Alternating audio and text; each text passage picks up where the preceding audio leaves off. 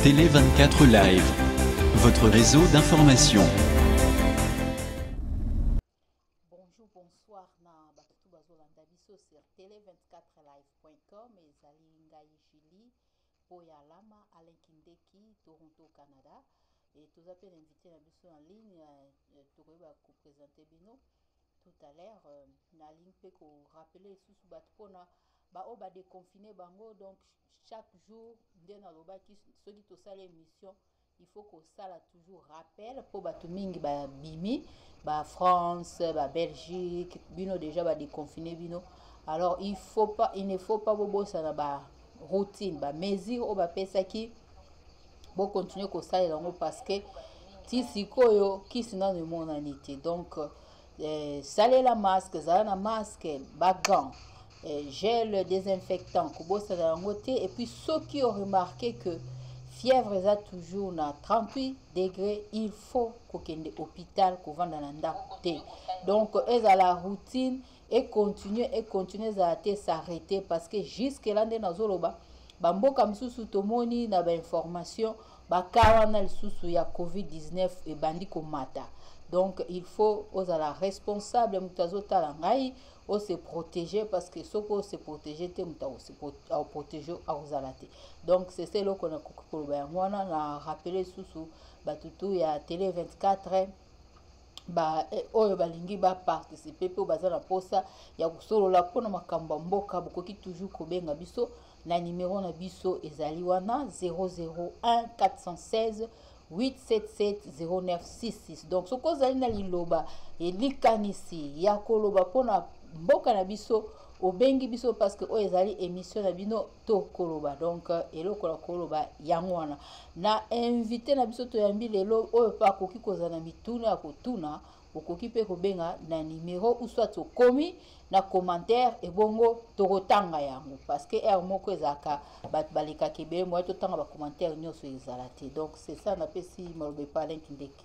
Ouais, merci Batouado Landabiso na Télé 24 dengue Mama Outoul tout à l'heure awa.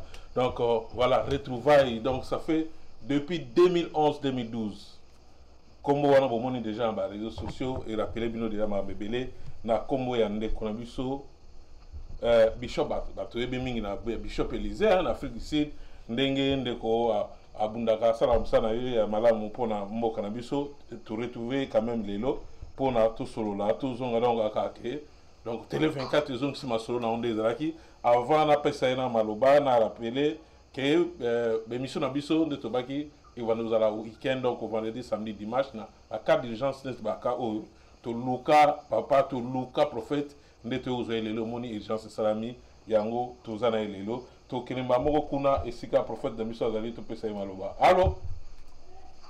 Bon, bonsoir, bonjour ndeko Alain. Voilà, bato lando déjà bazoyo kayo mikoleleki ebele prophète toza sous ce prophète azawa pamono na souté badalobi prophète ba kangaye badalobi prophète porté disparu prophète akekin na délégation au bakende pour mambo afati mais finalement prophète yo na prophète azali wa psycho nazali en Afrique du Sud na koki okende na Kinshasa te pour notre pays depuis 97 il y a le poteau ya solo tout le banali le poteau ya Belge depuis 97 pour Hippolyte Kanambe alias Joseph Kabila comprendre quand je parle de 97 à retour 97 économique dans le 97 pour Hippolyte Kanambe à comprendre Jeannette Kanambe à comprendre Joël Kanambe à comprendre pays n'a pas eu sous occupation rwandaise Nakolanda Fachi Ndengeni Nakolanda Félicité c'est un jeune homme là c'est un jeune frère naza mukolo de na âge na tangi naza pe na université il y a suka na 3e des humanités donc bapesi na ba rwandais pouvoir je ne peux pas gokende na lokola basa rival batmusu bakendaki donc pour na lokoso et pas frère si wana kufi na pour na lokoso oyo msusu Michel azalaki bazo sundoli ya komi na chaise roulante bawela bazanga bazelande bazwa merci. Voilà, on sent déjà que tout ça déjà un prophète Élysée donc tant prophète Bishop Élysée azade ngana ngabenge mingi prophète so vous en avez senti déjà que dans makambo déjà nazo sentir pe batunde bazo kota déjà parce que bayoki déjà que eza bishop Élysée yo beso sono combat Afrique du Sud ne parce que apparemment dire combat et dimne mo mke bo panzani to moni ba groupe apareko bimi to moni ndeko na so sans rival atikina e ba arme akeki chassa malheureusement azoki sous pétrole heureusement azoki sous région de bino finalement combat Afrique du Sud position na bino zande. Écoutez, ngana bundaka pona mabele na bandi combat na papa na nga ya molimo. La répétition est pédagogique. Na bandi combat en Afrique du Sud, na bandi combat na Kinshasa. Mutabandi résistance, c'est l'archevêque Coutinho Fernando. Je suis serviteur de Dieu, je suis autobengi, j'ai un ministère prophétique. Bishop, c'est un titre ecclésiastique. Je suis un prophète avec un message prophétique, la nouvelle naissance. Je ne suis pas un prophète de celui qui a les dons de prophétie pour prédire l'avenir. Non, moi j'ai un ministère prophétique. Parmi les 5 ministres, il y a évangile pour l'édification de l'église corps du Christ. Alors, ici en Afrique du Sud, combat ezali ya kolala pour mutala musa combat na mboko na 2011 c'est moi. Na kanga ba bulletin de vote, j'ai annoncé faux coup d'état ya mukungubile na sali makambo minene na lakisi banda kunyoso ya katumba mwake ya kufa azalaki na politika nambe na kena na sa rival na bimisi yango na lakisi sa rival abana ko bundela parti politique. C'est différent. Ngana archevêque Coutinho papa nanga lobaki la République est en danger, sauvons le Congo. Mouvement Sauvons le Congo en 2003 dans la ville capitale de Kinshasa. Tobandi bituma na 2003 na Kinshasa. Na poto apparaît ko ezalaki te. Apparaît ko bandi na 2005. Donc combat ya résistance ko bunda pona mboka. Hippolyte Kanamba a eu pouvoir na 2001. Pouvoir et occupation. Ba Rwandais ba pesi pouvoir. Bazali pour y payer ça occupé. Papa Nanga archevêque a terminé en 2003. Donc le père de la résistance, ce n'est pas le Koulout Honoré Ngwanda que j'aime et que je respecte. Non. Histoire va changer à Kangote. Mboka Nabiso, résistance et bandit dans l'archevêque Coutinho Fernando. En 2004, moi Mboka, pasteur Lukusa, a rejoint Biso na Lubumbashi, Hippolyte Kanambe a bomié. Koulout Honoré Ngwanda a écouté les manas 2005 à Sali Moussala Mounene Oyonga ina papa archevêque Coutinho à na diaspora na ndimaka pareko na respectera Koulout Honoré Ngwanda. Ce qui mutasali malamu tozela te que soki akufi ndenge bondimi non. Koulout Honoré Ngwanda yo ko tiki yo ta o sa sauver na ta ebele na ba explication o relation on a d'abord ba combattant Afrique du Sud. Bozane bozalaki parce que boso bozalaki on dirait moi banzo iso boke bino so boke so bozo ngo bino so bozo se relation na bino na nokuna ezandeni eza susu ndenge wana te eza moni IDPS ezalaki bandaka la awa batu musu babana ko bunda na 2011 pour papa Etienne Tshisekedi à son pouvoir azui yangote lelo ba Rwandais ba pesi et le patin Félix Tshilombo pouvoir akamba occupation rwandaise. Alors bande kona biso ya baluba ngape la za muluba je suis mushila kasanga mwachimbao. Alors bande kona biso ba tribaliste bakamati ba diviser combat en Afrique du Sud. Donc pour Nabango c'est Félix ou rien, mais lui ne fera rien, il est au service de l'occupation. Alingi babache wana pour pas concrétiser accord ya lemera. Alors on a depuis tant où tozalaki na yo na 2011 na 2012 na benda na kinanga. Moi je ne suis pas un combattant. Faut pas bayeba. Archevêque n'est pas un combattant. Tozali ba auto bengi ba défenseur ya liberté. Tozo défendre liberté, libération à peuple congolais. Maintenant na continue ba ndeko sika moko combattant. Non, je ne suis pas un combattant. Je ne suis pas un combattant. Nali défenseur et la liberté. Archevêque Coutinho, défenseur et la liberté. Donc, à Mouboule Kota, Bazo Koumissa Félix, les aveugles, Bazo Koumissa Félix, Oya Kotika la Kosa, les locotés, Atanandoto.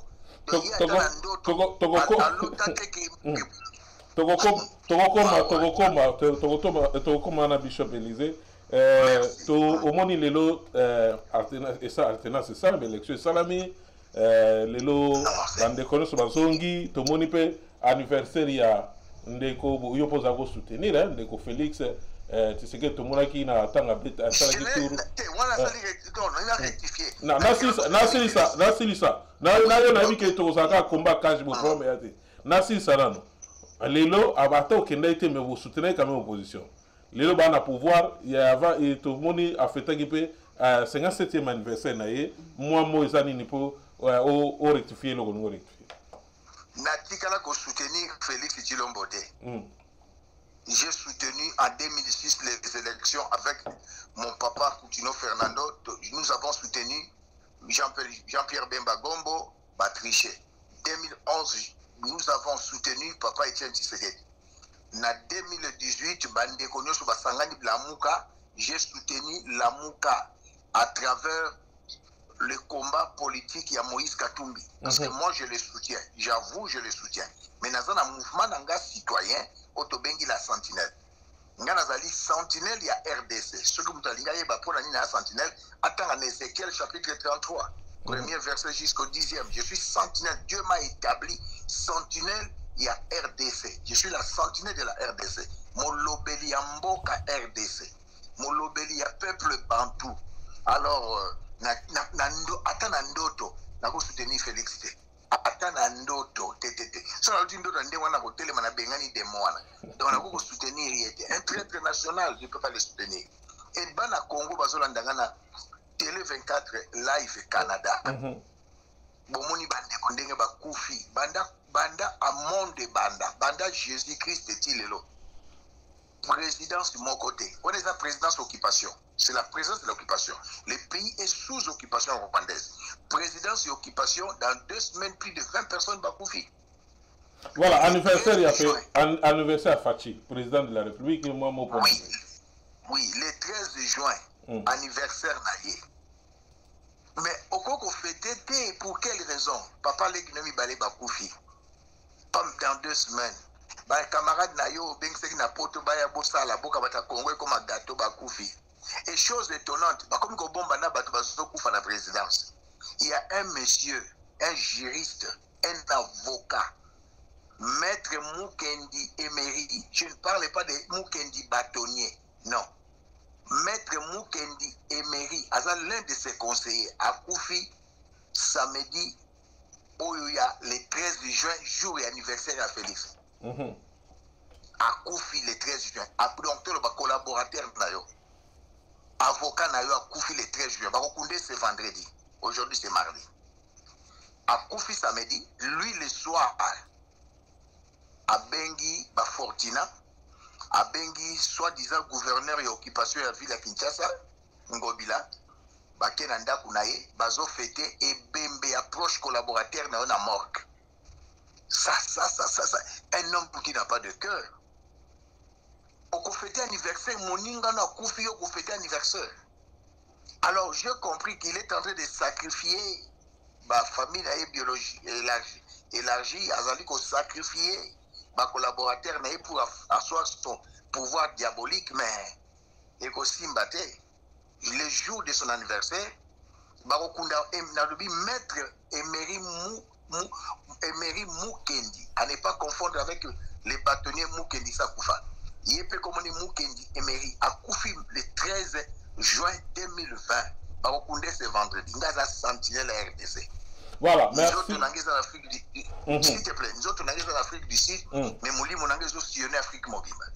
Azoko fêté, puis Abini, ceux qui baïbissent un zembo, moi, il y a Vimba, ceux qui sont habité. Vimba, Abeti fait des kachers, boy. Il y a le beau président, Ozobina Vimba. Moninga na Koufi dans la mort. Non, ça c'est un démon. C'est un démon. Ce monsieur-là, c'est un démon. C'est regrettable. Voilà, donc continuez. Azobina Vimba. Il n'est pas qu'on Vimba dans le cercueil calamité. Ako Vimba kalate dans le cercueil. Pour ce que l'homme aura semé, il le moissonnera. Dieu ne laissera jamais le coupable impuni. Le salaire du péché, c'est la mort. Azobina Vimba. Balabezo katalo kente loko la defao. Gadouana, ça ne me regarde pas. Merci. Voilà. Ouais, merci. Voilà, vous sentez tout ça, il y en a Bishop Élisée, hein, donc Bishop Élisée, il y a un contrat sur Azoloba. Donc, ça qui a banni d'ailleurs décollé. donc moi to lande kuna ezate mais par to que le bishop Élysée rôle ya ba pasteur na Congo ezani to moni moko ya bino pasteur na kombo ya Denis Lesi atelemi prophète lokola yo alobi ke bino niyo surtout tam susna yo pende ngosala mwisi ya za ndela Félicide bolia mo eloko ya ndeko combattant ba même aloba na benge ndeko te aza ndeko te ya Joseph Kabila bino tout bolia ezaloza na Afrique du Sud ozaloza wapi batutu balia eloko pana ye moi rôle siko ya bino ba passer na Congo eza nini apparemment on dirait pe bola si ba congolais hapo likamba kozela nzamba osala mboka pezo ke mane malebe mais okotika nga siko na répondre natiki merci. Denis Lesi n'est pas un pasteur ni un prophète. Denis Lesi nga papa nanga mulimo c'est l'archevêque Coutinho Fernando. Denis Lesi azana papa mulimo te kokata ngai te. Denis Lesi natanga Mobutu tozali na Zaire ti kokata ngai te na répondre. Denis Lesi natanga Mobutu ayibaki mwasi moko mbongo bakangi ye batie na prison makala.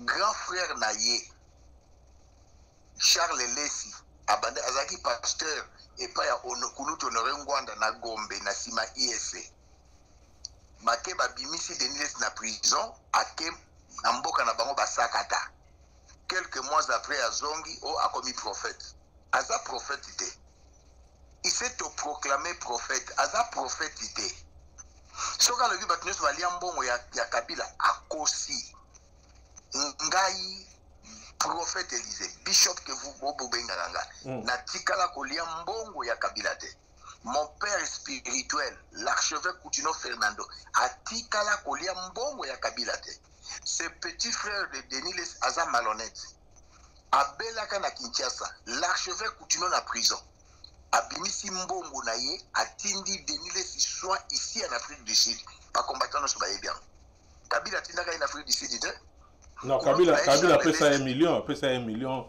tu as aussi soigné. Après ça 1 million, Denis Lesi aza locataire. Sony Kafuta aza locataire. Albert Kankens aza locataire. Après ça 1 million, afute la kanga na ipitina ndaku na ye. Bandaku ya kala, modèle ya kala to babe yango faux d'avance. Quand on va la mité, ndaka faux d'avance, ndaku akala mire ça la ba fissure. Après ça 1 million Denis Lesi ça, soit après ça 1 million du mensonge. Il n'y a pas longtemps, dans le gouvernement ya Muzitu, a escoqué qui pasteur Morombo à côté de la prison. Après ça 1 bon place, après ça 1 million de place. Ce qu'on a vu histoire à Congo avant Ganaya na Mboka, il n'y a pas longtemps quand Muzitu a été premier ministre, Balongoli Muzitu premier ministre. Pasteur Mona Lemba, les noms j'ai oublié les noms. Azalaka ministre budget bon yé den sa que pesa ngambongo na gouvernement ya sika na commission président ministre alia pasteur wanambo il n'a jamais été pasteur serviteur de Dieu ami komisa musali na nzambe na bakisi na bango basakata wana ezali ko bikola eza prophétie ngana lia mbongo ya Denis ya Kanambe te mon père spirituel ali mbongo ya Kanambe te pour soka lia ka mbongo ya Kanambe mbele bakanga yete je parle avec des arguments soka lia ka mbongo ya Kagame ya Kanambe Hippolyte Kanambe mais la kota prison te abimi na prison pe lelo azan exil paralysé ali mbongo mais comment atika bilobela l'archevêque na prison ayoki Denis Lesi aza libanda malade Charles Lesi a aidé été ndeko na ya mwasi Rose Lesi a aidé été église de réveil a aidé Denis Lesi. Hippolyte Kanambe alias Joseph Kabila a aidé Denis Lesi. Archevêque abimisi mbongo na ya tindi na soin awa na Afrique du Sud ba combattant balinga ba beta ye abino na ye na soin archevêque mutatindi ngai to bengi papa archi na prison bi oui bo beta ye mais c'était malhonnête balia mbongo ya Kanambe non ngali ya mbongo ya Kanambe te Albert Kankenza aza locataire Sony Kafuta aza locataire Denis Lesi aza locataire mais archevêque Coutinho aza na ndaku na Ipen aza na ndaku na ma campagne église na biso totonga esika lusa ilangi toza ba locataire te atika bilobela bango nde balia mbongo ya Hippolyte mais ba serviteur de Dieu mususu na kotanga ba kombo te ba na kini po ba ko sala bango mabe balia mbongo ya Hippolyte Kanambe te tout le monde va aller en bon, mais c'est du mensonge. Voilà, mais na Barcelone sous pour une minute, mais hier, en 10 minutes, hier, il y a bloqué tout à la salawana qui est qui nango, ba fantasme, ba makiona, ba nini. Mais les lots en 10 minutes, l'obi qui tout la, l'union sur ba salaki, ba sengi pardon, ba continuer combat na bango normal. Na autre les cas, nzambali misawo qui est chasse nini, beaucoup pèse église les lots na compasse les lots, moka mobimba, et ça par terre cause église pasteur Denis Lessi à l'Obian. Na Barcelone. Mais il y a Azali, écoutez, il n'est pas la voix autorisée. Dans l'église corps du Christ, il y a des pères. Même dans chaque ville, il y a le père. Le père des églises des réveils, c'est l'archevêque Coutinho. Ce n'est pas Denis Lessi, un enfant, un ramassis dans le Seigneur. Il n'est pas une brebis. C'est un loup. Comme le Seigneur Jésus a dit, dans le champ de Dieu, il y a l'ivré, il y a le bleu. Lui, c'est un ivré. Il n'est pas un bleu. Alors, vous voulez croire à Moutou Azali bleu. Il n'est pas ivré. Azali ivré plutôt Azali bleuté. Non. Denis Lessi. Sa référence, c'était. Le ceux qui manquent, c'est qu'on a qui Congo, on a évité, on a évité.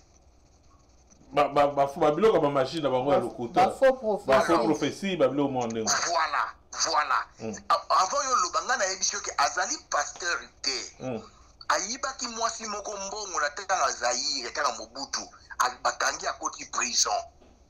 Avant que le banga na ébi ko tanga peu d'émission était. Charles Lessi, c'est un serviteur de Dieu, son grand frère. Azan église na des bonhommes. Ayebisi Mukulu Honoré Ngwanda. Azala qui conseil spécial à président Mobutu, babimise na prison à Kebandundu. De son retour, il a s'autoproclamé pasteur. Il a sengi pardon. Mais ce qu'on sengi pardon, Ayambi Yesu pas nani.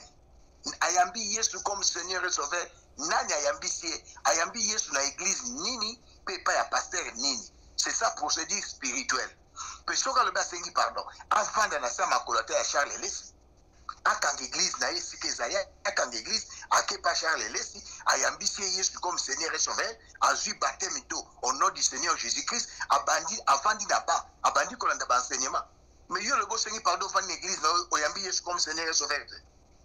Avec ma fausse prophétie. Bino ba passer ba Congolais bino mo bomisenga ba pardon bino mo bomilimi sokomoni ba passer bino ba kangi ba ona makambo mabe mingi me lobi azongi na ye donc alobeza eza vision na ye muta okusala ye lokazate mais écoutez surtout vandi tout le wami makamamboka église des réveils c'est pas aussi ça tolito aussi ça s'il te plaît église des réveils eza lokola église catholique té eza lokola église protestante té eza mutu na muta vandi abimi na vision na ye o nzamba lobelinga bokoko tu na ye pété c'est clair bato babomi Congo ezali ba pasteur té c'est les Rwandais et les Américains et le gouvernement Bill Clinton, les démocrates, les multinationales. Quand Denis Lessi dit ceci que ma pasteur n'est pas bombé Congo, ça c'est la lâcheté, c'est l'idiotie. Ayebi histoire politique en Bokate. Na 94, Abiyarimana a Koufina président à Burundi. 94, Abiyarimana a Koufina président Burundi. Va soutenir le gouvernement Bill Clinton. Parce que pouvoir na Paul Kagame les terroristes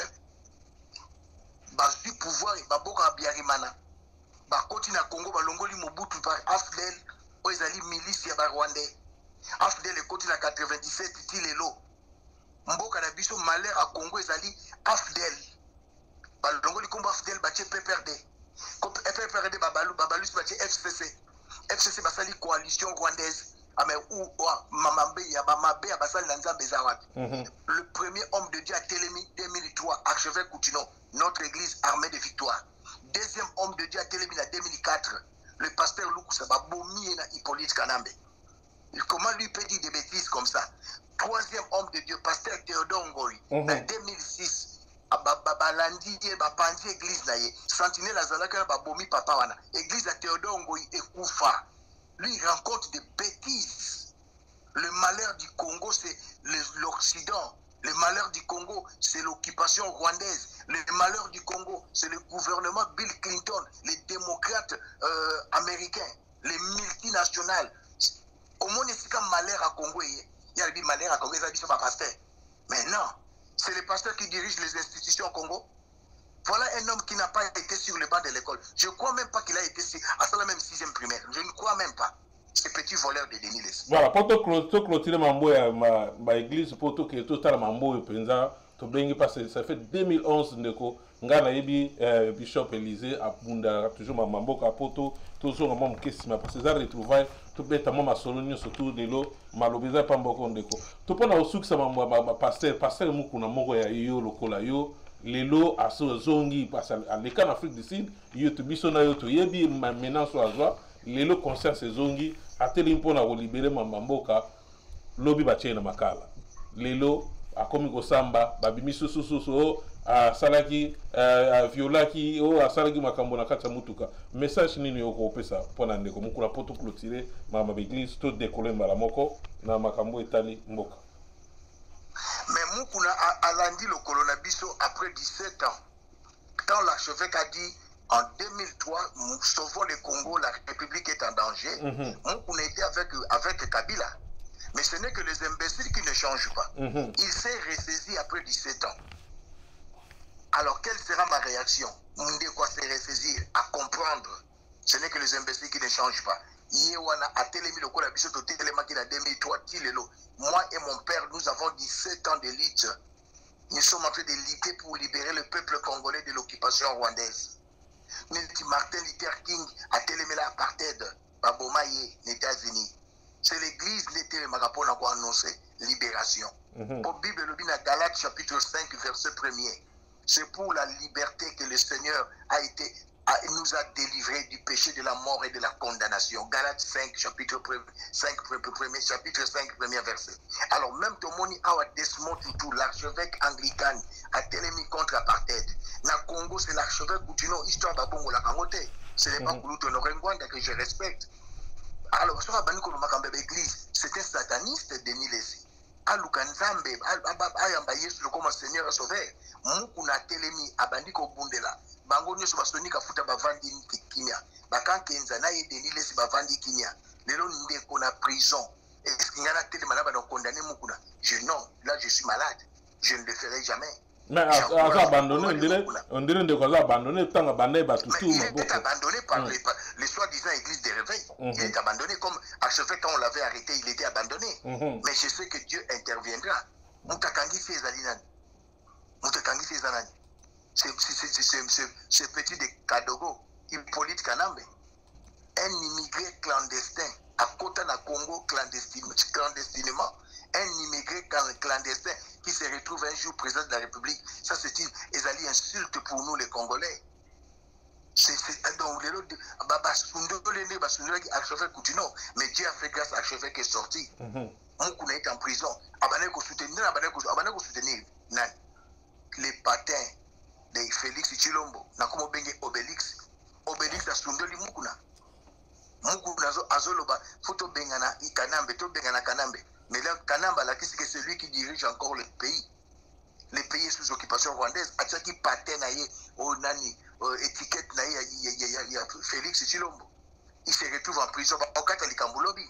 Je t'informe, que Dieu fasse grâce. Ok, merci. Ouais, merci, Wana Bishop Élisée. Bishop, la question est délai. Donc, le lot bazar se retrouver. Merci, Ndeko Isha Luzadio.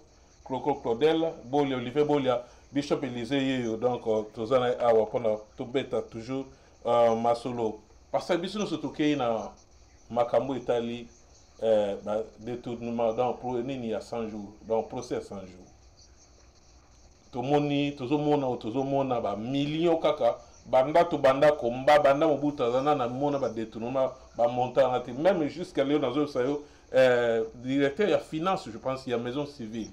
Il peut pas kangi mbongo 2 millions et bunga kuna tango kaka oncle ya ndeko Félix akufaki na Gérard Mulumba mbongo elimwe déjà ba mbongo ezo bunga ezo bon pour la procès 100 jours aux un message ni prendre message.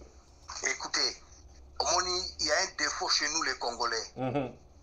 J'assume mes paroles. Les Congolais, 90% des Congolais sont des naïfs. Nous sommes en train de subir occupation à Zosala. Ceux qui basali, nous réagissons. Ceux qui basali, nous réagissons. Nous ne pouvons pas faire agir comme une occupation rwandaise. Là, il faut choquer projet à 100 jours, il y a 100 jours, et un projet à occupation rwandaise. Les pays sous occupation. Bible lobby, tout est permis, mais tout n'est pas utile. Tout est permis, mais tout n'édifie pas. Le problème pour les Congolais, Tobengana, coalition et FCC Cash, c'est une coalition rwandaise. Ça, c'est une grande distraction. Projet à 100 jours, non, c'est une grande distraction. Je donne un exemple, mais s'il te plaît, avec tous les respects que je vous dois, on peut se coquer pour parole. Ton moni président, Edouard de Santouche, Yangola, a tiki pouvoir, na mwana na ye, Obabengi Lorenzo. Lorenzo a eu pouvoir en Angola. Al lobby lutte contre la corruption. Akangi mwana Eduardo. Yamobali. Alinga kangapo ya mwasi. La femme la plus riche d'Afrique. L'Afrique la plus Elisabeth mwasi ya Petioyo syndicat. Oza la femme la plus riche d'Afrique au Salarani. Yeso qui Félix a le bic tant à prêter qui serment, il y a pas comme un qui est présent à l'occupation rwandaise. A prêté serment. Alors qui lutte contre la famine, lutte contre la corruption et état des droits. Il oublie qu'en Afrique, il y a une pandémie plus que coronavirus. C'est la famine. Depuis 60 jusqu'à nos jours. La famine est une pandémie que le coronavirus. Les gens meurent de faim ici en Afrique que le coronavirus. Alors, ce qu'à l'objet a lutter contre la corruption. La première des choses, il fallait qu'en Jeannette Kanambe, elle a plus de 15 milliards. Il fallait qu'en Zoé, elle a plus de 10 milliards. Balobaki, Oyo, Azalaki, Azali, dans le directeur, je ne sais pas, le numéro 1, il y a Jekamine, Albert Yuma, 200 millions, 200 millions. Alors, vous voulez comparer 200 millions avec 57, il y a monsieur Yo Kamel. Albert Yuma, 200 millions, Baché Mabokote. Ce monsieur-là, celui qui filme du chanvre, Nani Kimbuta, Ngobila Lobby qui a allié 60 millions. Yoka bêtise.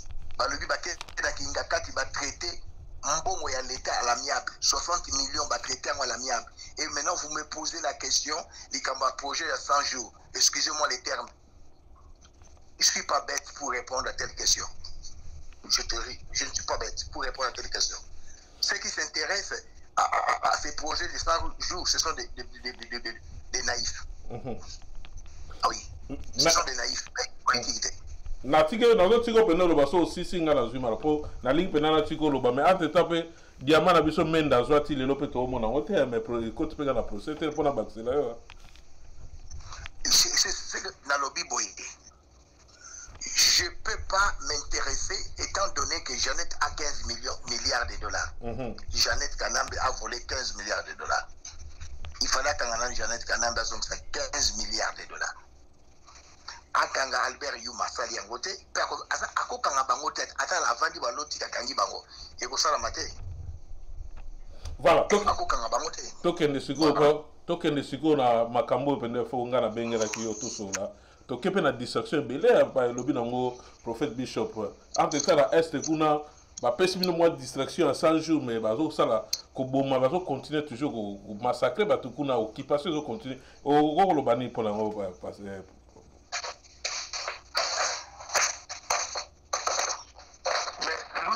Il est là pour ça.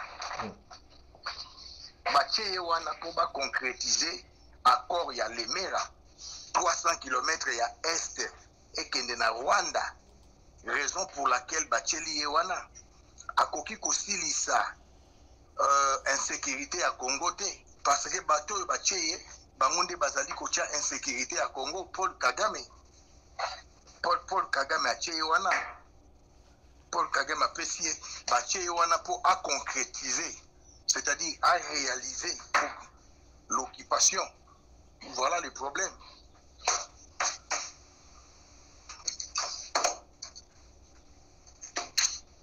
Allô? Non, c'est là. Allô? Je dis ceci. Massacre la Congo, la Est aussi la terre. Parce que mwana mobali oyo le traître national na pouvoir pour être bango ba balkaniser Congo. Et je dirais aussi à tous les Congolais, le pays est déjà balkanisé. Katanga bakati yango na 4 provinces. Tanganyika, qui est le gouverneur? Zoé. Alors, Tanganyika est déjà un pays, comme il romme un pays dans un pays. Pour la balkanisation au Congolais, on a vu que 90% des Congolais sont des naïfs. Nani azotonga déjà port munene kuna na Tanganyika. Zoé. 1, 2. Na Tanganyika, tout ça na ba territoire mibale. Otobengi territoire ya Moba. Territoire ya Pwetu. Ba Tanzanie ba koti ba botoli yango. Si réellement, je sais que ça faux, mais Hippolyte Kanambe, Jeannette Kanambe, Zoé Kanambe, balobaka mwana ya Laurent Désiré Kabila. Mais mboka Laurent Désiré Kabila ba botola na ba Tanzanien. Moba, eza territoire ya Laurent Désiré Kabila ba botola na ba Tanzanien.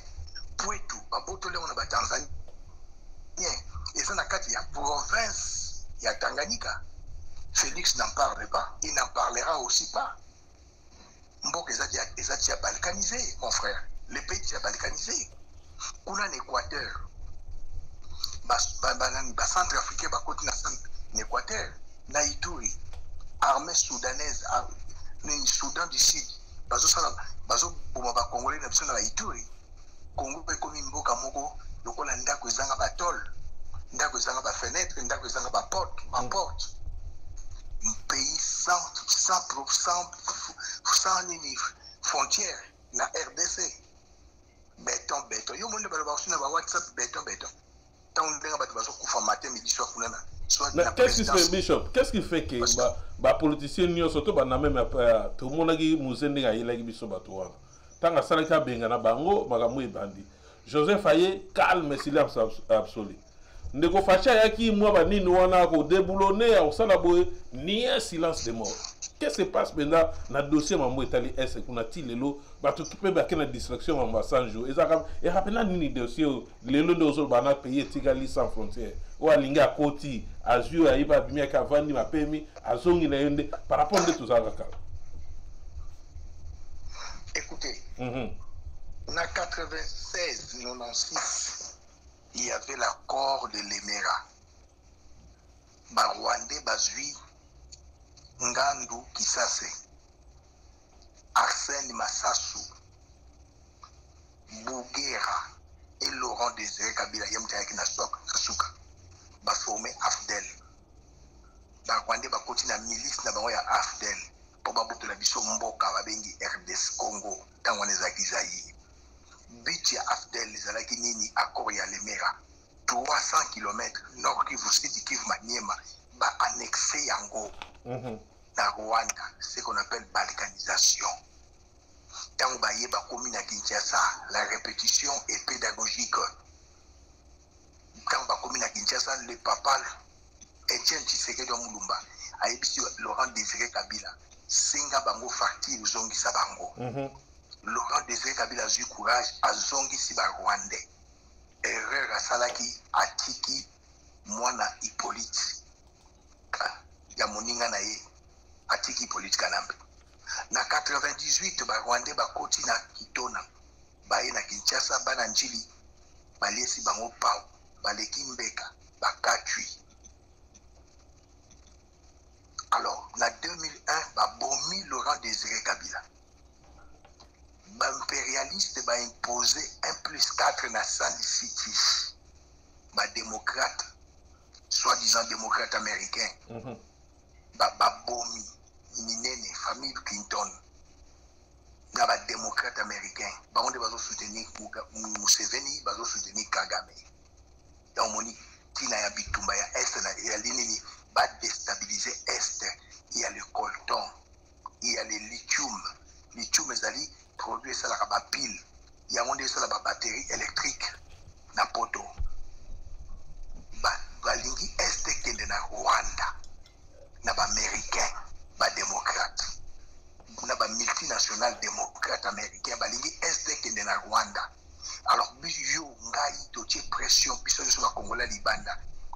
qui est dans le Congo, va changer formule en 2016. Ça la référendum et Simba qui nous a mis 5 jours d'histoire à Congo et Angoana. Va changer formule, va faire Obélix, traître national, va à la Poutine pour 2023 Hippolyte Azonga. Alors, Ngaï, na banda kolobela kama kambu, bat bazoku fa matin, midi, soir, na Est. On ne partise pas avec l'ennemi de ton peuple. Félix Tshilombo, c'est plus qu'un démon. C'est le petit frère du diable. Aujourd'hui, même le monde des ténèbres, il y a un petit frère du diable, bah, démon bazoka moi. Satan, c'est un petit frère bien. Il y a un petit frère. Comment il y a Félix Tshilombo, petit frère à Satan. C'est ça le malheur à Congo. Un Congolais qui accepte de trahir son peuple. Mais à l'objet de ma meeting, à l'objet que le dossier à Congo, ce qu'on a bien monté, moi, maîtrisé. Mais ça, il y a Koti, il y a Moni, donc moi, écoute aussi, mais ça, il y a Zone Simata, Ragandé, Zokende, Tolandaki. Si vous piste, il n'y a pas de tout le baga. Que voilà, na on surtout Bishop à Moni, parce que ça, pendant les lotés depuis 2011, il faut qu'on laisse ça la nini. Il faut. Na 2000 voilà. Il faut que ça la nini pour na robima na place tout ça. Merci. Un peuple se libère. Laurent Désiré Kabila Lobakiango, Papa Etienne Lobakiango, même Coutinho, archevêque, mon père a le dit, sauvons le Congo. Un peuple se libère. Avant, même 2 minutes. Non, on a la minute Loba na yo. Il y a 5 forces naturelles. L'eau. Beaucoup de gens disent maïté. Au monde de ça, et sur les tombeaux qui ne vivent pas, les gens na poto. Mon pépé, babundi sarangote. Maï, babundi sarangote. Moto, babundi sarangote. Mabélé, babundi sarangote. Et 5e force naturelle, c'est le peuple.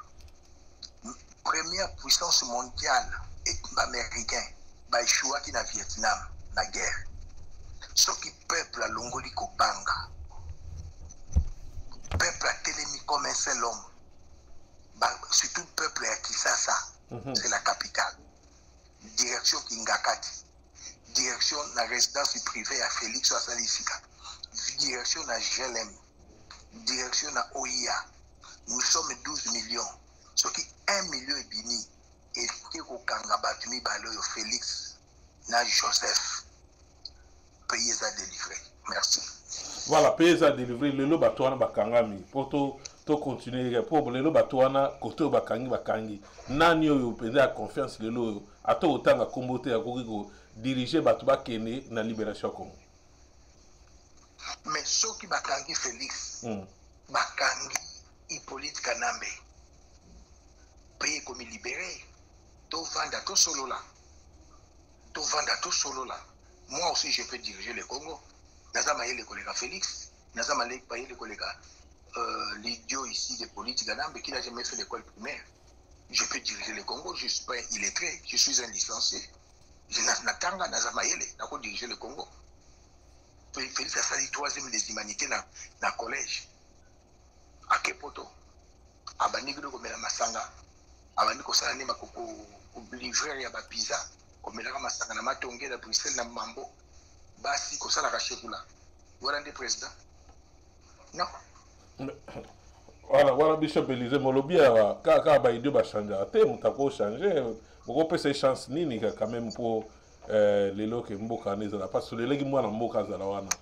Ba ndeko so ba politicien lelo to mona pe ba na bo opposant parce que apparemment ndele na Congo opposition zate batunyo surtout wana ba komo luka ba mona pe Kabila na pembeni bango pe bazwa pona bango ezaka gâteau donc so eza wana tour na bango balia gâteau na bango baza sous de force ndenge ata ndeko Etienne Tshisekedi la musabiso que prenez-vous en charge sarabo mais l'opposition benda ça marche to na côté la mutute kao ba négociation de tozoka ya ba cesse à messa on peut sa message.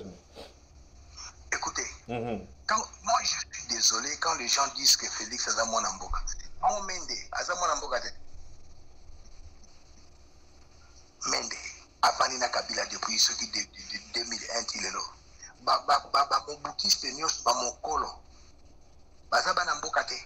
Qu'est-ce que signifie moi na mboka? J'aimerais dire ça, dans un serviteur de Dieu. Yesu azote na kati ya ndaku. Yesu azote na kati ya ndaku. Bayebisi mama na yo na bandeko no baza libanda. Ayebisi batu mama na ngana bandeko na nga baza batu bazoka lilo bana nzambe baocha na misala. Mwana mboka aza nationaliste olende mwana mboka.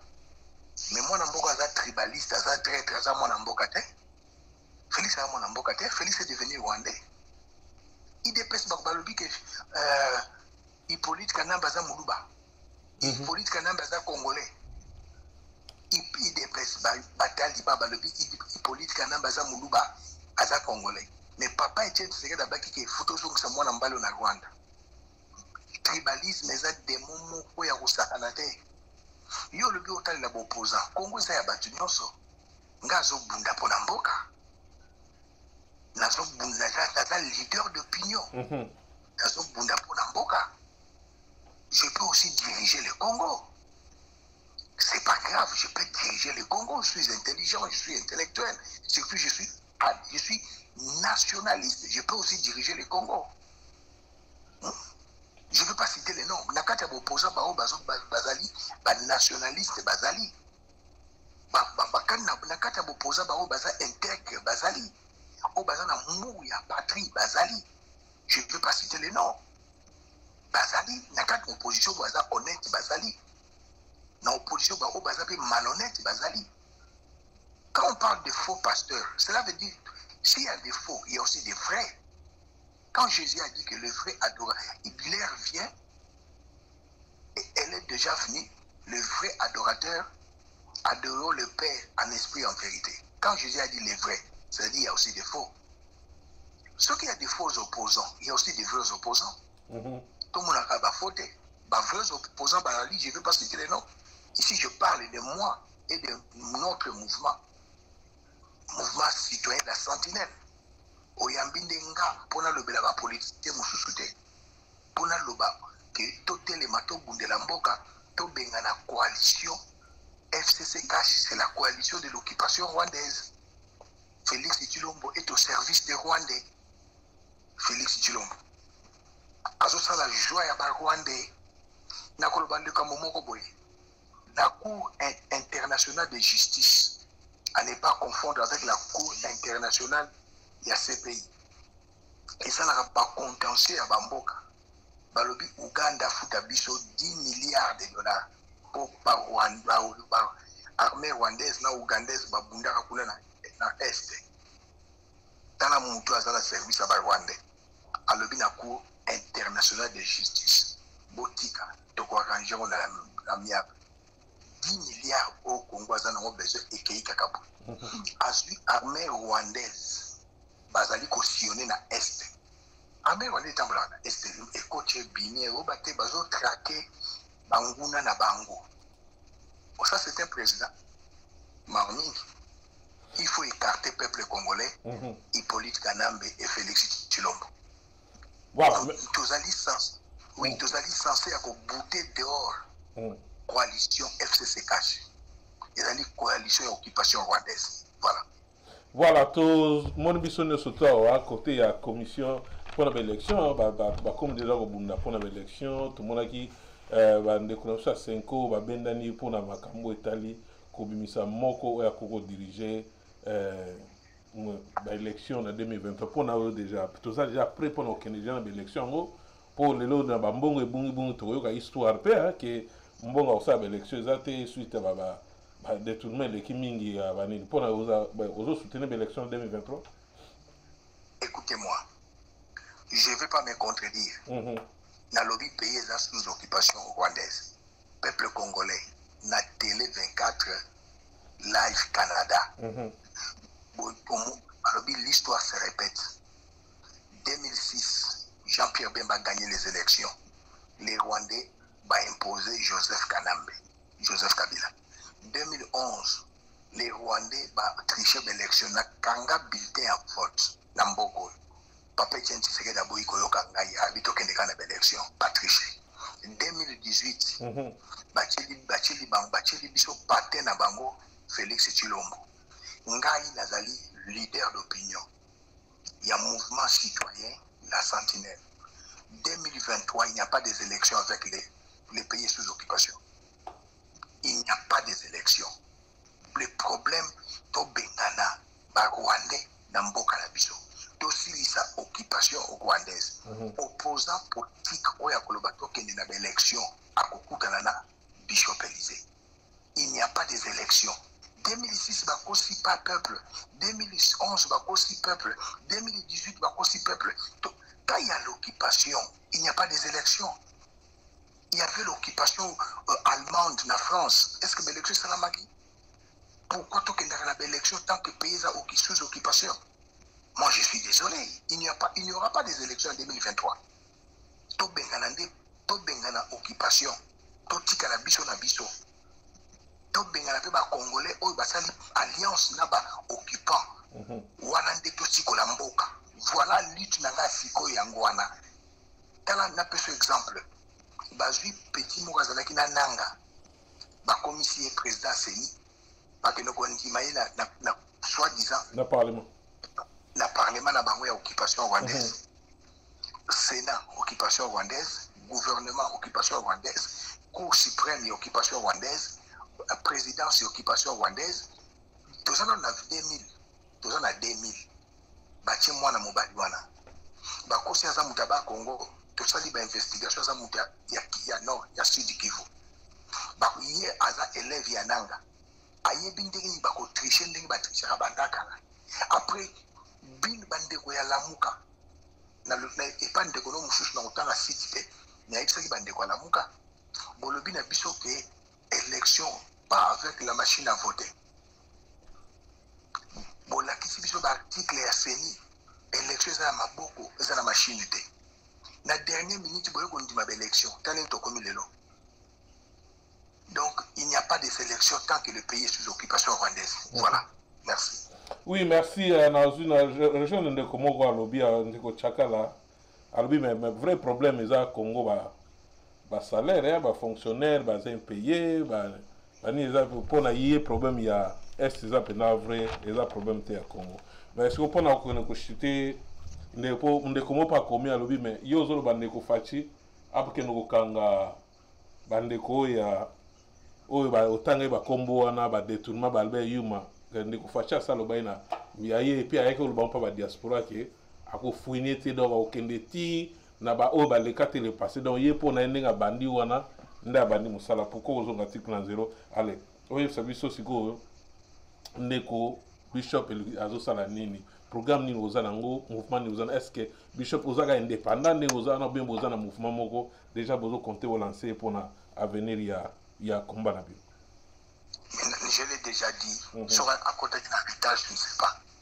Tous un mouvement citoyen mouvement citoyen la sentinelle. Tous allons conscientiser le peuple pour nous rebenga la coalition FCC caché. Tous un mouvement citoyen la sentinelle. Tous un sentinelle na Congo, na Congo mobimba ba sentinelle bazali. Tous allons faire l'opération fourmi pour conscientiser le peuple pour nous rebenga la FCC caché. Je me dis merci beaucoup.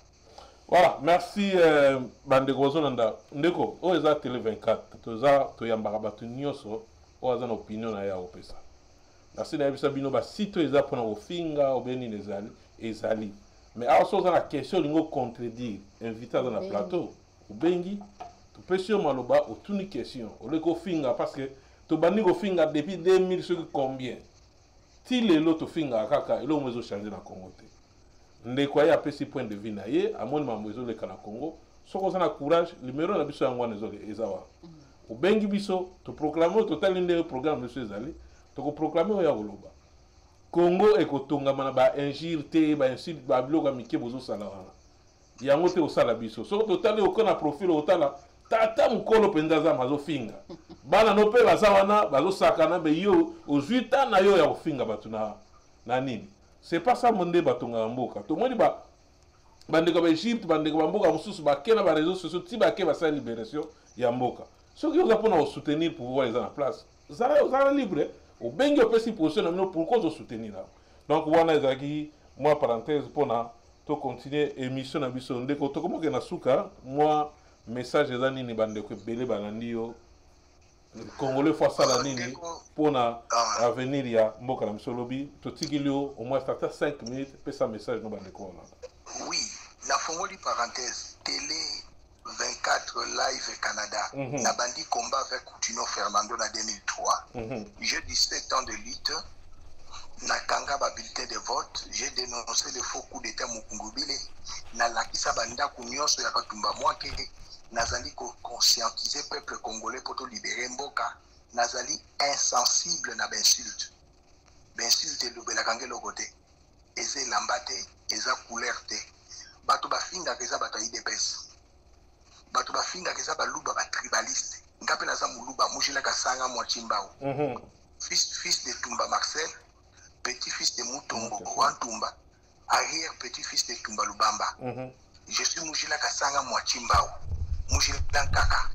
Donc nazali muluba tribaliste et nationaliste. Obazo finga wana.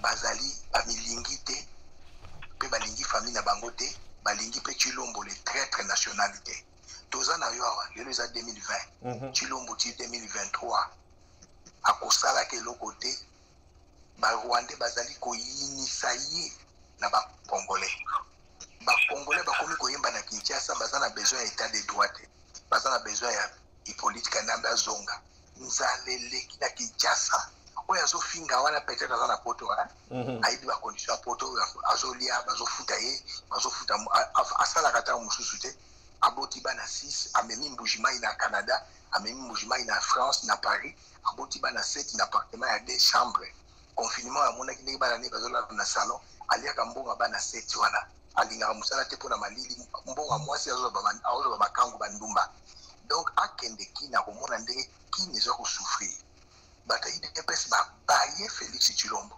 C'est un traître. Na fingi mutute na bien un traître. C'est un incompétent. Dans la 5 minutes na yo ndeko Olivier Bolio yebi bobandi na bango combat azana biso na Canada awa ayoki ozana line azawana linga peso mambote. Allo ndeko Olivier Bolio. Mbote ndeko Ale, mbote Mama Booster, mbote ndeko Bishop Elise. Nanga na profiter pena tuna moko kaka na cadre ya raisonnement ya makambo ya ko libérer Congo. Bon, problème toza nango siko ndeko Bishop Elise bane ona biso IDPS na ba fanatique na bango pamoli onyo so salami onyo so Félix asali biso to bana obunda pona Congo nzoka nde bango bana obunda pona tribu na bango. Sikoyo lelo bato bapanzanaki il faut kosangisa bato na bato ya IDPS pe na moni ba master belé bakomi na bango non botozaki na erreur Félix akosi biso Félix atanga te Félix boye nyonso bakomo loba na bango na CC na yoki kutu bandeko mosusu oyo soko tali entourage ya Félix kutu bakombatant bazalaka te parce que Kabila peksaye ezala kaka bamaster babana Melane Masanga bana Gombe place akola po akosaka aza mwa alimete amo na Gombe abotami na Mbinza akoli na Gombe azala ne mona alimete te.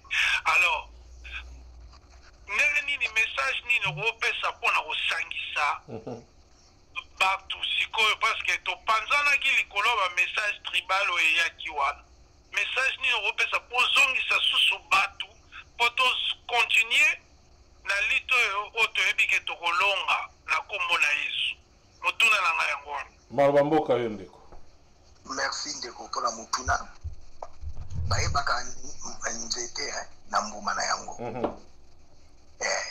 nalingi naloba nini ndeko atuli motuna aza na bwanya mpo maloba na ye eza maloba ya bolingo maloba ya réconciliation nakoyebisa bandeko na biso oyo baza na IDPS oyo basosoli bayebisa bani oyo batikali baya tosangana tobengana FCC cash malera Congo ya lelo ezali Félix Chilombo na Hippolyte Kanamba basalela sentiment te oyo Laurent Désiré Kabila salaka ntango abenganaka ba Rwanda atikaka Hippolyte Kanamba tala nakopesa exemple moko ndeko na mutuna otuni Jean-Pierre Bemba sali 10 ans na prison. Tango azongi ake Équateur Kisangani. Moïse Katumbi asali 4 ans exil forcé azongi asali safari na Katanga pe na Este Mobimba.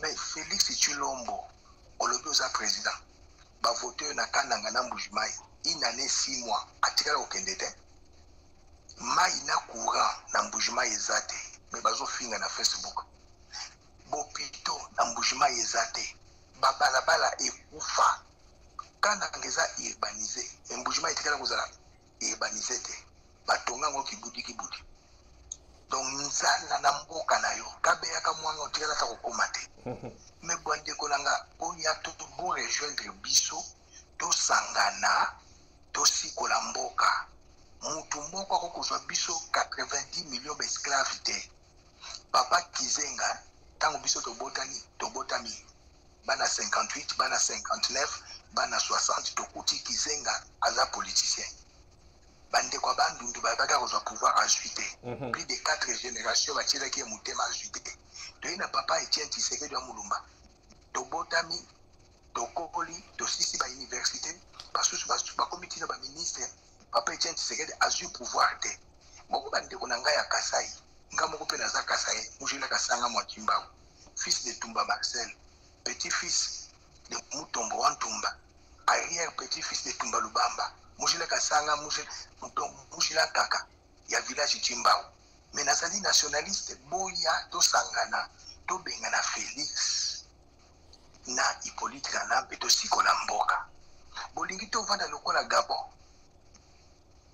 président a Gabon akufi a régné 40 ans mwana ye anganzami akomi paralysé linkolongwa te bolingi tovanda lokola Togo et a demasali 40 ans na pouvoir mwana na ye ko remplacer mukoloni ni biso pe ba Congolais bana na biso basali biso tosisi ba université bamusu asisi université en 1990 tilo la azara musala te musu asisi université 30 ans osisi université na 2000 20 ans azara musala te osisi université na 2010 azara musala te okomi wewa okomi na ko changer mbongo mais yo vando zako na kofindaka boya tosangana l'union fait la force to bengana Félix oye na mukongo na ya bombi ba Rwandais il est au service des Rwandais to bengana Félix. Ok, dernière question pour Natika yo au pesa mot de la fin bande kwa FCC to lobaka Kabila azaba kasi na mambo etali alliance to mona ki asala ki alliance na papa na biso Kizenga kendaki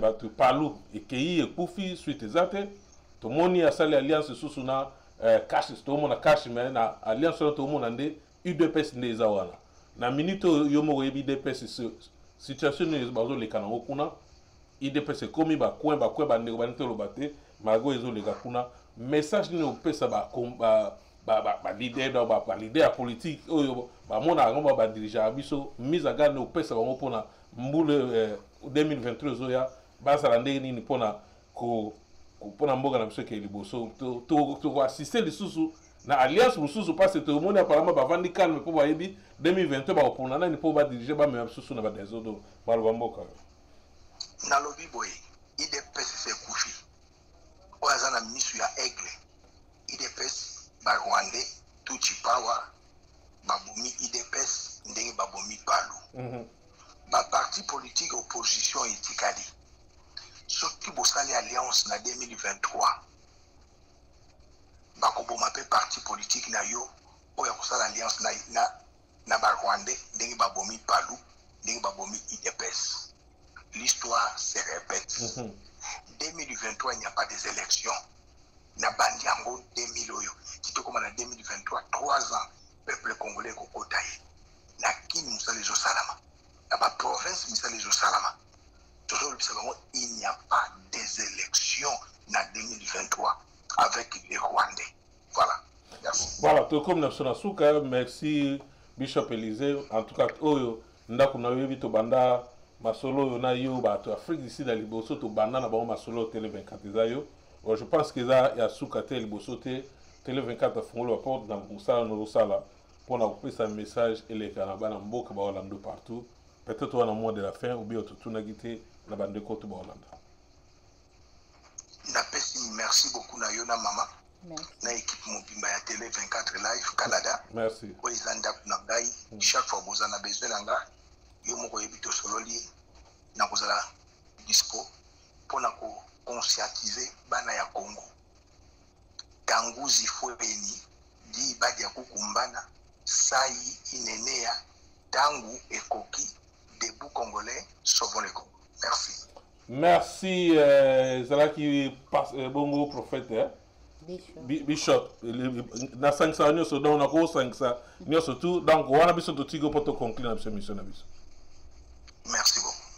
Voilà, message leki hein, tout le monde ba ndeko bazo finga mais moi na mboka ye aye opesa message parce que toyebi lelo ka ata Félix ango to soutenir na bandeko bananda ku bazo soutenir yema apparemment ndeko bazo salate tozo mona kaka nde bazo ba ombre ya Kabila ezaka pembe na ye tozo mona ba parlement makamde ezo leka kuna bana mboka so ba telemi po ba ya ba mboka so ki olboni ke olingi na yo o soutenir Félix oza libre oleko kota o memano masumu o sala nini vanda kende na place o bazo kumisa ndeko Félix kende na okande ngona tozo mona ba o bazo kufa na ba présidence baza bandeko na so biologique te mais ba congolais bandeko na biso ezo sala pasi talande bazo kende papa ya suka tozalaki na yawa jeza mulumba akeyi bo ata belaki mais ça pasi kaka ke na lo o bato nyonso to bakende tozalisa mboka toza libre bobi démocratique ta mutu nyonso aza libre expression na ye oloko sala ba faux compte ya kofinga osala bamakambo nyonso ozosala donc eza pasi mingi. Merci Olivier Bolia, merci maman conclure nini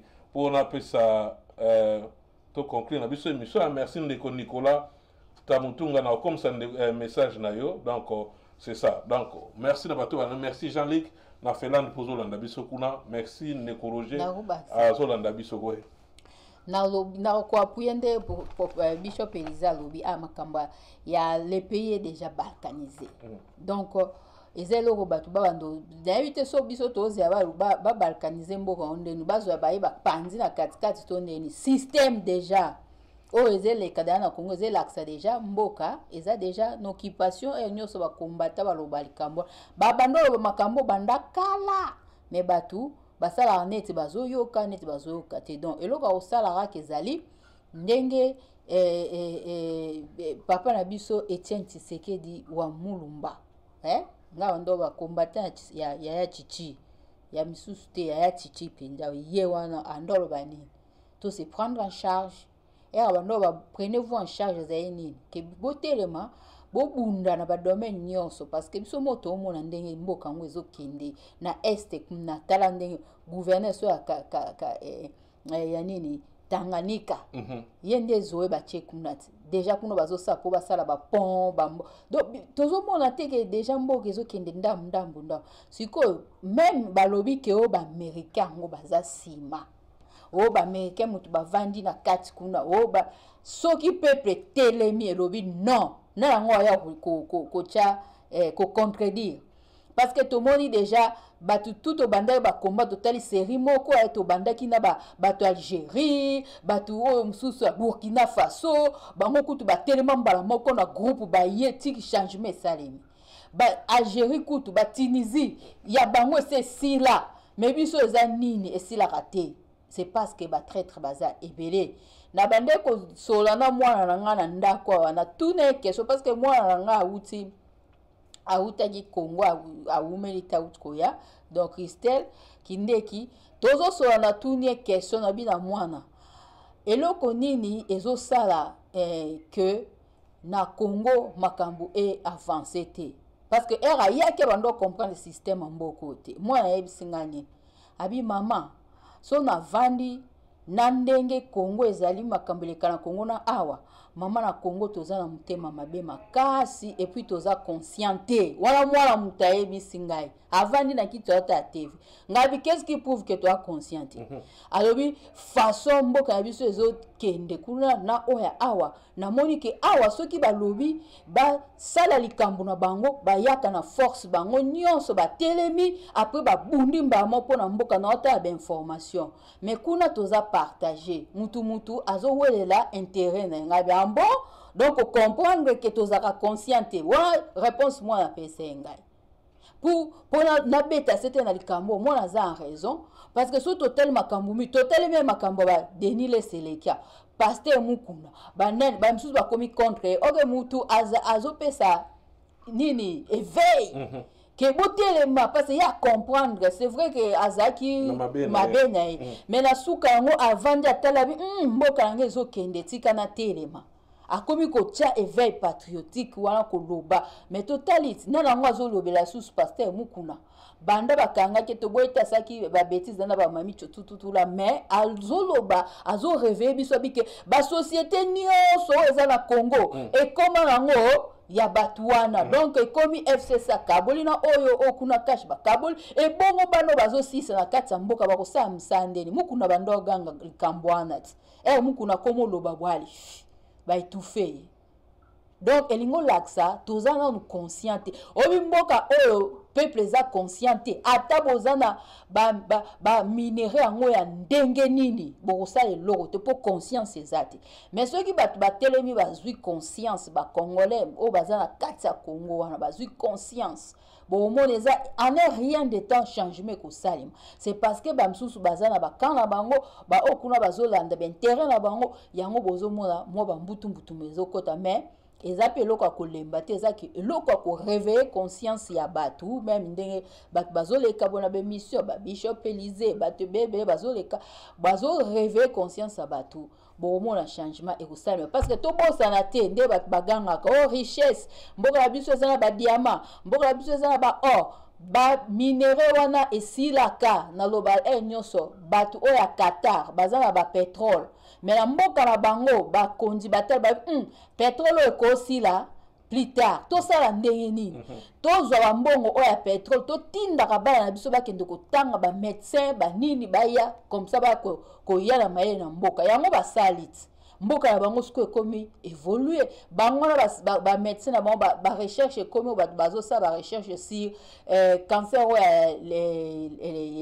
cancer du sang bango soni so ya basali ba recherche mboka na bango ekomi développer kota ba recherche wana bazo kende ko somba ba kisi kuna pourquoi pas ba investir na mitu abana na bango ba mbongo na bango balobi ke pétrole aussi la un jour et kimi na mboka msusu mais biso sko soto zama elete to se retrouver te mais siko ya biso tozo kaka ba kortango to yokaka mabulu komi partout mabulu partout ba kondi bazo yeba te ke ba richesse silaka ke koki ko déplacer le bozaki premier ceux qui producteur ceux qui ya ba diamant et kimi et ke msu na mboka msusu biso to bika na Congo nde to za riche na diamant njoko Australie pe kuna ba or ebotaka kutu partout bo mona donc na banzela donc bazana or kutu ya kosakana te ndeni bango bazozwa biloko na bazo protéger ya biso rien et comme nango bango mo bata ba famille bazosala bango ba business donc c'est ça là akolo ba ngona il faut toza conscient parce que soto za conscienté et loko mo ekosalema te soki ezaka makambo kokabolaka ba nini ongala za mutu soki ya muluba ongala eloko ko avancer na Congo te mais soki tozala ba idée neti ba ya ba patriote ndenge bazaka bon mona changement et ça en rien de temps bon mona pas makambo se changer de to mona na ba Tunisie na ba Égypte donc vone yembala moko ba sisi masolo mbala moko. Donc c'est ça et l'on a le beza conscience eza les plans biso ba congolais et puis to linga mboka na biso ceux qui to linga mboka na biso to za na ba division on nazo mona raté ba bazo se diviser. Merci Bandegoza ke bele ba biso, merci Gervais Bilili, merci MZD Production, merci Maman Poussé, Papa Roger et puis Pape de Réveil, to kutani bongo na week-end parce que week-end no bobo salate toujours zela malgré ba procès ndeko na biso alboyi ne ba procès on mais tout à la lobby ya mukuna donc je pense plaidoyer ya mukuna zo banda lobby le 17 parce que zaki liboso ba témoignage ba avocat et puis samedi le 20 juin de tozana makambo final ya ndeko na biso Vital Kamerhe donc tokutani bongo na week-end pona ba programme na biso nyoso Alec Ndeki Télé 24 Toronto Canada merci.